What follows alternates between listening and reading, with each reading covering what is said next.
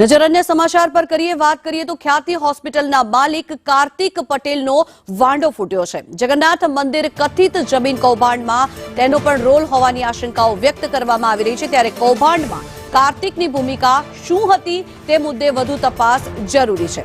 જગન્નાથ મંદિરના ટ્રસ્ટી પદેથી કાર્તિકની હકાલપટ્ટીની માંગ કરવામાં આવી રહી છે। ત્યારે પીએમજેમાં નાણાં કમાવા માટે આડેધડ લોકોના હૃદયને ચીર્યા છે। પીએમજેના અધિકારી કે કર્મચારીઓની પણ તપાસ જરૂરી છે। ત્યારે પીએમજેમાં કમિશનના ખેલમાં નિર્દોષોનો ભોગ લેવાઈ રહ્યો છે। વધુ માહિતી મેળવીએ સંવાદદાતા દિવ્યા જોડાયા છે આપણી સાથે। દિવ્યા, જણાવશો આ જે સમગ્ર કૌભાંડ છે એમાં કાર્તિક પટેલ જે છે તેની પણ ખૂબ જ મોટો અહીંયા રોલ તેણે ભજવ્યો છે। શું માંગ કરવામાં આવી રહી છે, તેની સામે કેવી કાર્યવાહી કરાશે?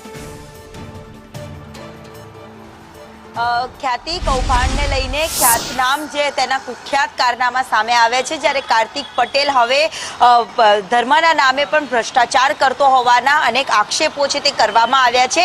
કારણ કે સ્કૂલ કોલેજીસ તો તેના નામે આવેલી છે, બીજી તરફ મેડિકલને કોલેજોથી લઈને તમામ જે હોસ્પિટલના જે કુખ્યાત કારનામા તેના સામે આવ્યા હતા, મેડિકલમાં લઈને પણ અનેક ખુલાસા થયા। ત્યારે જગન્નાથ મંદિરના ટ્રસ્ટી પદમાં પણ તેઓ સામેલ હોવાનો, ટ્રસ્ટીનો સભ્ય હોવાનું સામે આવ્યું છે। તેની પણ હકાલપટ્ટી આ ટ્રસ્ટી પદ પરથી કરવામાં આવે તેવી માંગ ઉઠી છે।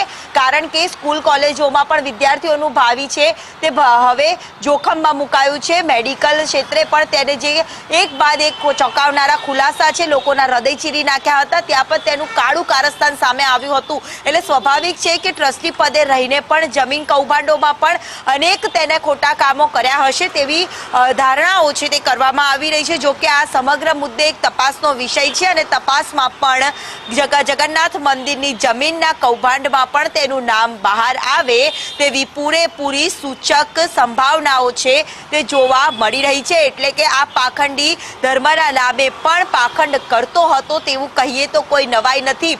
મેડિકલ કાઉન્સિલમાં પણ આ પ્રકારે બાબત સામે આવી હતી અને સાથે જ રોજ નવા ખુલાસા થઈ રહ્યા છે। જ્યારે હવે કાર્તિક પટેલના તાર જગન્નાથ મંદિરના ટ્રસ્ટી પદમાં પણ હોવાનું સામે આવ્યું છે। જી આભાર દિવ્યા સમગ્ર માહિતી બદલ।